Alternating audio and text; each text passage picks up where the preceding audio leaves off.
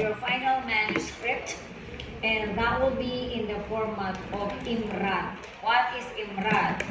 IMRAD. I-M-R-I-D. R-A-D. Ulit, IMRAD. I-M-R-A-D. Kaya siya tinawag na IMRAD. So, what is IMRAD? Okay? So, ang IMRAD, kaya siya tinawag na IMRAD, I stands for Introduction. Okay? So, doon sa introduction, ang ilalagay ninyo ay yung pinaka-background ng study ninyo. Kung ang manuscript nyo, ang thesis nyo ay may parang terminology na kailangan nakakalam. Say, for example, kayo, topic, di ba? Hindi nila alam yun. So, you have to define, kasama na yun sa define nyo. Tapos, ang ilalagay nyo na sa introduction, yung parang pinaka-importante, isang o dalawang related study that will support your study, and pinaka-mahalaga din is yung kung mayroon kayong tinatawag na legal basis. Depend order, check order, mga gano'n, mga memorandum na government legal basis. So, yun na nasa introduction. And, so, konting definition, konting introduction, context. Ano ang context? Ibig sabihin, ano ang sitwasyon na meron kayo? Bakit yan ang naisipan nyo? Diba? In the Philippine International College, where the researchers are currently enrolled, there are students who are struggling in blah blah blah. So, yun yung context. Ibig sabihin ng context, situation. Ano ba yung English at Tagalog? Situation. Alright? So, that is the situation. Then, after the situation or the context, you have to cite also the justification. Ano yung personal reason nyo? Ano yung mga reason ninyo? Bakit yun yung napili yung study that? The researcher believes that there's a need, or is a pervasive need, there is a significant need to assess the grammatical competency of teachers, because teachers serve as a model in the way they talk were assimilated by the students. So, yun yung personal reason yun. I-justify nyo, kung justification. Justify reasons kung bakit nyo yung kailangan study. So, pagkatapos na nun, so, ilalagay nyo na ngayon yung pinaka-main goal. Yung pinaka-statement, the study aims to determine the topic level of AB students, blah, blah, blah. So, main, ano siya tawag ito, yung pinaka-main goal, statement of the program.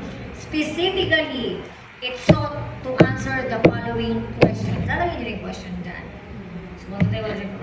And then, methodology.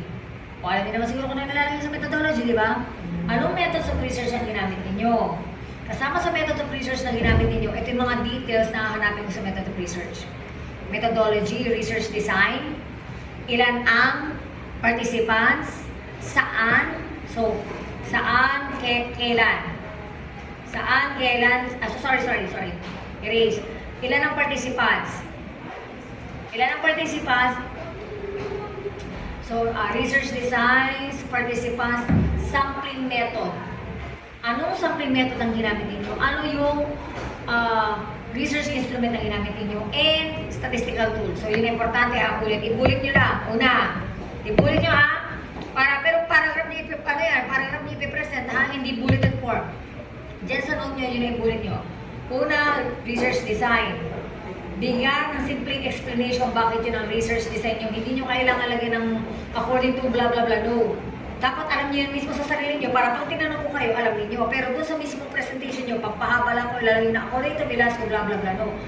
Unless, very short, according to Creswell, Phenomenological study requires blah blah blah. Ganun ka simple, 2 sentences, okay yun.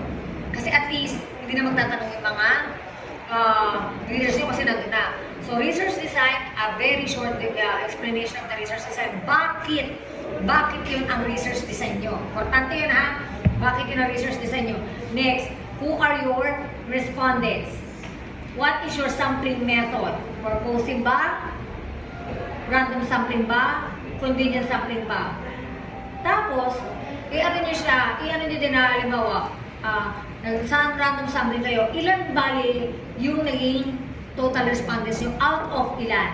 Halimbawa, using random sampling, there are 86 students who will be participating as respondents out of 1,200 students. Nagets? Ulit. Anong sampling method ang ginamit? Ilan ang respondents mula sa kabuuang total respondents ay ng total population. Kailangan nyo explain yan. Pagkatapos, ano na yung sinabi ko? Ano yung research instrument na ginamit? Ipaliwanag nyo rin kung pinag-validate nyo yan. Kung hindi, sino pinag-validate nyo. And then, after the sampling method, statistical tool. Ayan, the statistical tool. Tapos, ano yung mga ginamit? So, mean. Ano kaya saan ginamit ang mean? Mean is to get the average or to determine the level of ganyan. So, explain nyo rin kung saan yung ginamit yung mga statistical tool. Maliwanag tayo? So, okay tayo sa introduction. Okay tayo sa M. Sa method of research. Now, punta na tayo sa M. Sa RAD na tayo. Ibig sabihin ng RAD, result and discussion. So, dyan sa result and discussion, ilalagay nyo dyan kunwari parang presentation yung result and discussion. Lalagay nyo ng konting introduction. Tapos, ilalagay nyo na dyan ngayon, ano yung resulta, saan nyo makukuha? Chapter 4.